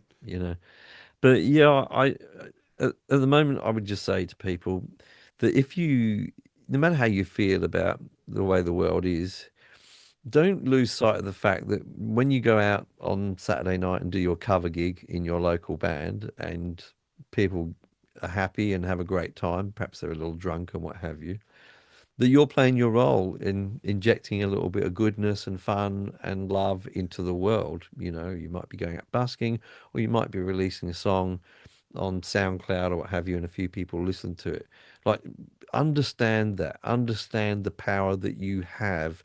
Even if it's in a small way, it all counts. To keep adding your little bit to the pile, it all counts, And I just know, and I recognize some of the names of the people in the chat, and I know some of the people who watch you, and they're full of love. They really are. People are full of love, and keep giving it and keep doing it. And thank you so much as well for the fact that I receive it from you all so often, and yeah. See, I don't have faith, right? But what I'll never lose is hope. And I think hope is a really important thing we should hold on to. And, sometimes it feels like in this world at the moment, we're being bombarded by all this stuff, we know who we're talking about. And every moment it's this, it's that, look over here. And it feels like the good things that we do, the little good things mean nothing. But they do. But they do. They 100% do. Yeah. That's the thing, yeah. They really do. Just keep, Not only for others, but for yourself, for the goodness in yourself, to know that you're doing these small little things that may not impact large numbers of people, but who can impact large numbers of people? Even people who go viral only go viral for a day or so, or a week, and then that's it. Then you're a forgotten memory. But those little things, those 10% as well, they call it in football. It's a 10%ers, mate. That brings it on. I don't know, whatever. But no, I think it all sort of adds up anyway into something. And different people, different things. Some people are going to be a little bit more passive with this, and some people are going to be a bit more proactive and a bit more outspoken and have particular messages. And I guess what I'm saying is yeah, don't underestimate the part you're playing. And I think we lose track. We feel like so powerless. We feel like how do we influence it? We don't even have a vote in this. But you do. You have your little bit of influence in what you do and the way that you impact other, especially through music. But just the way you live your life. Anyway, that's what I'm feeling at the moment. Call me an old hippie, but Yeah, old hippie. And the other thing too is, hey, you're gonna make mistakes, right? You're gonna fuck up all the time. We all do. I think the really important thing in life is to get to the stage where you identify the mistakes and go, I'm definitely not going to do that one again, and actually not do it again. or sometimes go, yeah, I'll try not to do that again. I'll try. I probably will. Yeah, right. I met somebody, I went on a date, Mike, and everything I said to this person, they said, I could never do that. Oh, I could never learn guitar. Oh, I could never sing. Oh, I could never. And I just was thinking, Okay. you know why you can't? Because you keep saying you can't. Right. Oh, God, I'm glad you touched on this right now. Oh, it irritates me. I'm super, super, super into at the moment neuroplasticity, right? The Yes. idea that we can change our reality, sometimes through repetition and that kind of thing. And the example, I guess, I realized is if you think about the moment you're in life at the moment and what your next choices are. All kinds of different choices. I'm not just talking about musical choices. I mean, whether you're going to have Cocoa Pops or fried eggs for breakfast, I don't know. You've got a whole bunch of choices. So I realized that I have a story about myself, which I've had for a very, very long time. And this is just a small example that I can't cook. I mean, I can cook enough to sustain life, but that I'm not a good cook I'm not a culinary expert in any way, shape, or form. So I realized that as long as I have that story about myself, then I discount a whole bunch of possibilities that my brain could accept as something I'm going to do next, right? So as long as I can't cook, then I'm not going to go into the kitchen this afternoon and, cook a wonderful whatever, stew. Don't know why I said stew, but anyway. as an Yummy. example, exotic. But so I began to really ponder on this and think about, right. So if we keep telling ourselves the same story, we're really continually limiting our next choice that we might make. And so I'm really doing proactive things to combat that, right? Basically, redefining yourself. We think of personality and our identity as being somewhat, I was born like that. That's just the way I am. Well, I'm going to call bullshit on that and say, no, actually, you can be anything. I mean, look, okay, so if you say I can be an astronaut, your brain calls bullshit on that and it never happens, right? So don't be silly about this, right? but just there's a whole bunch of other stuff before you get to astronaut, right? And so it may be that you're saying to yourself, I'm not very good with money, or I'm not good in relationships. I'm not very good with compression. By the way, folks, Mike's compression thing is available from his website. So and it's working. It's working. I've got to say, I'm really I'm doing all sorts of daily practices, which I'm creating for myself, and I can feel changes happening, and it's really, really cool. And once you realize I don't have to continue to be the same way I am, I can choose. Oh, it's pretty incredible. It's pretty incredible. Very powerful it is. Just decide what you want to be and what you want to do. Yeah, and I never try to be dismissive of things. I've been depressed. I think a lot of people have been depressed, and maybe you didn't know it, right? Best thing in the world to get depressed. It's the thing that will make you take action. Well, yeah, because you can't get any lower, can you? Right. What's the song? The only way is up. Is up, baby. Right. You're at the bottom of the ladder. I recommend depression and anxiety to anyone if you want to change your life, because you'll get to a point with it eventually, and it may take you decades even, where you'll say, fuck this shit, I'm not doing it anymore. Yeah. And you'll start to take action. It's the greatest teacher you'll ever have in your life. Forget all your gurus. Get yourself some pain. That'll teach you a thing or two. Go and stick your hand in a blender after this show, Yeah. right? Off you go. Nothing like a bit of pain. No, look, I agree. Look, some of the best songs I've written is you too. I come from pain and then create memories for other people or the things that they identify with. I've had people reach out to me over a simple song I wrote who I have no idea who they are, who said, I was going to unalive myself. I heard your song and I'm here. Thank you. Yeah. You just, It's amazing. the thing is too, you don't know what's around the corner, right? Tomorrow you get hit by a bus. Tomorrow also you meet the love of your life, right? It goes like that. Life's a waveform. It's Just a waveform, right? And and if you get the input at the source right, yeah. it'll be all right. If you're just too hot on the mix, well, you're fucked.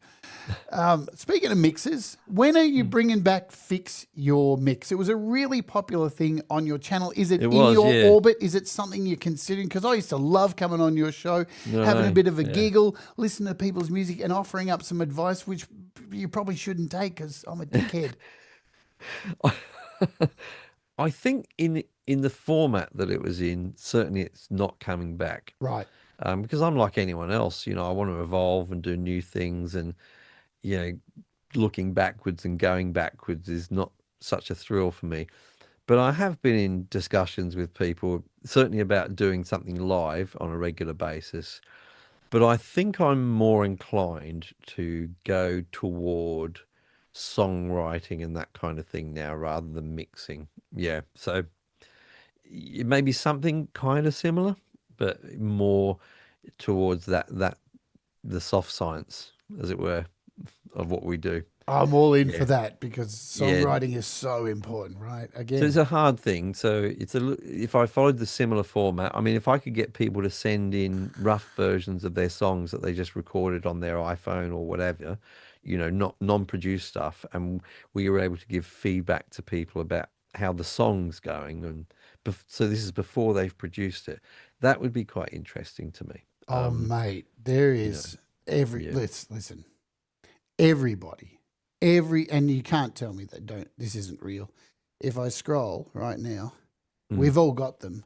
My song 32, my song 10, my song 9, my song 3, my song 3-1. There they all are, right? We've got heaps of them, and that's where you want to tap into those my songs unfinished. I'd be into that. That sounds like a great idea. Yeah, that gets me excited. Whereas honestly, if I'm going to be honest about it, the idea of people sending a bunch of songs in and me and my mates talking about whether the hi-hat should be louder or quieter or not, it's just not thrilling me at the moment. Yeah, it's just I get the value in it for some people, and I understand that value but yeah, for me, if my heart's got to be in it. If my heart's not in it, then I'm not going to do it. So yeah, I've been chatting with some people about where I might go with. I definitely want to do a regular live show. I felt a little bit more in contact with my community when I used to do that sort of thing. But yeah, it's got to be the right thing. And I've sort of realized as well that my channel has misrepresented me, because at my heart, I'm a songwriter more than anything else. As I say, the production is a vehicle for getting it out there so that people can hear it. But, what makes me tick is how we express ourselves through lyrics, melody, harmony, and rhythm.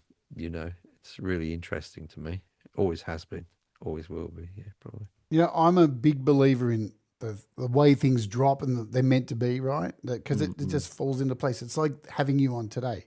We've been having a lot of conversations about this, about getting back songwriting, find that grassroots stuff, and this has been such a fascinating chat today. I always have fascinating chats with you, and I'm sure everyone will agree that this has been hopefully super encouraging and all of that.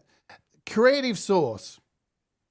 What do you see in the next 6 months? Because I don't like to, you can't print, I said, you may get hit by a bus tomorrow.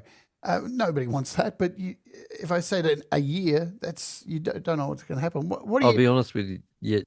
So I don't know what's going to happen in the next 6 months, but I do actually have a 5-year plan. And that's, Oh, yeah, I really do. And I can't say anything about it. There's one person, and yeah, I know it's annoying, isn't it? But yeah, I know. it's all good. My 5-year plan is going to be is big. I believe in dreaming big, and I've got my 5-year plan, and it's recently come about because I didn't know because I always felt that with the channel that it's great, and I'm lucky to have it, but there's got to be more to it than just simply teaching about people about music production, and there was more to me as a person than that as well. So as I began to think about neuroplasticity and things like that, and suddenly everything was possible. Thankfully, I came up with an idea with a friend of mine 2 or 3 weeks ago, and suddenly it was like, yes, yes, that's what I'm supposed to be doing with my life. And Creative Source is going to play a role in that. And there's going to be some subtle changes happening, yeah, over the next few months to a year, which lean into that.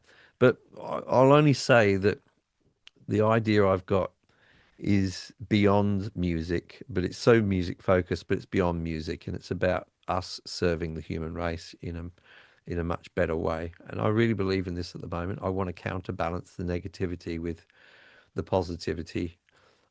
Yeah, I'll tell you about it in private, Jade, for Ooh. sure. But I'm just not going to talk about it right here, right now. But there is a plan, and it's a big one, and it's a big, big plan. It's like if you're going to dream big, it's dream big. It's beyond YouTube. It's much bigger than that.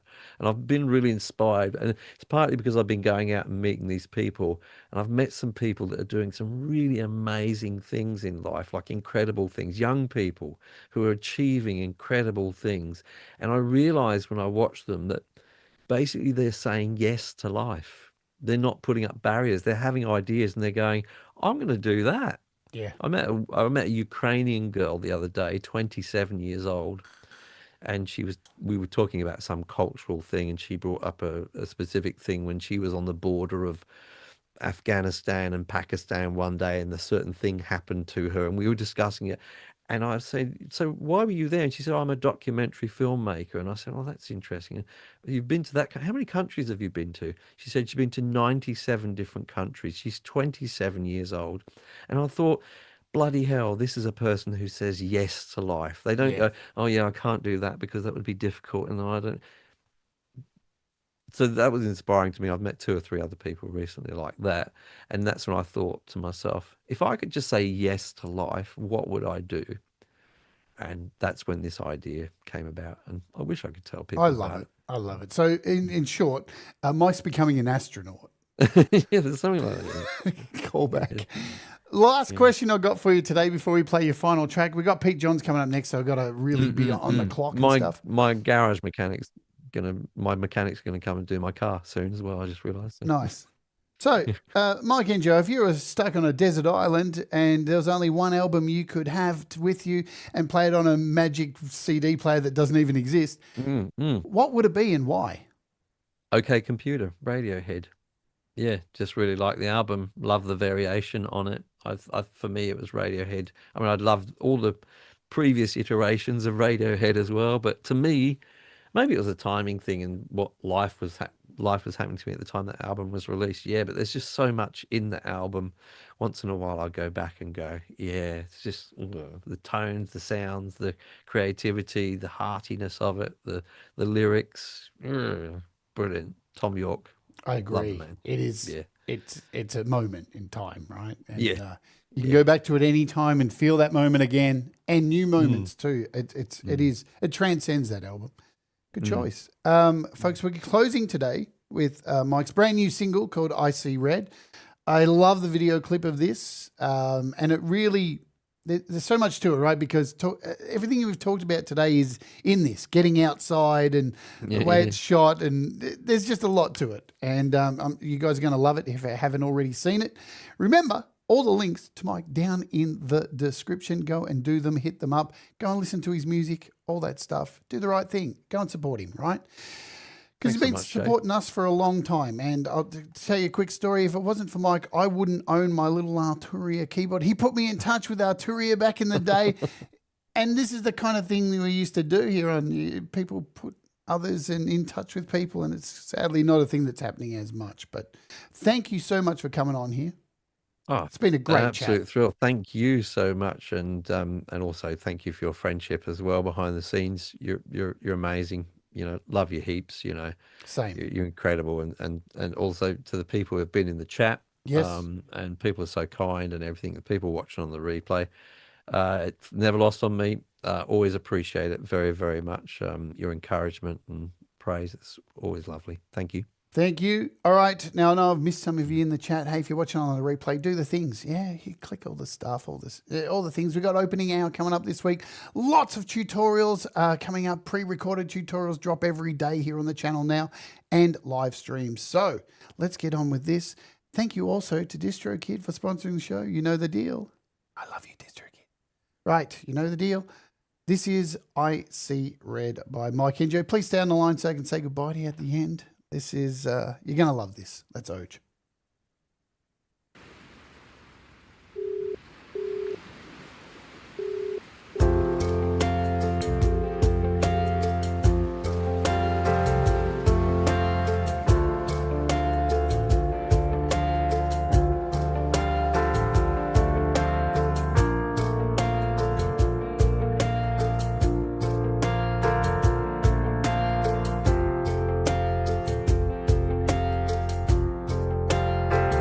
I see red as you move through my head. I hear all of the words that you said. I see red. I see blue. It's the color of you. It's the color of oceans we knew. I see red, I see blue, and I want to reach out and stop the man that I knew. I want to tell him to turn from all that you do, that you do. I see green, but it's not what it seems. Some illusions are shades in between. I see you, I see green, and I want to reach out and stop the man that I knew. I want to tell him to turn from all that you do, and you do. I see red for the times that I bled, for the fear and the hatred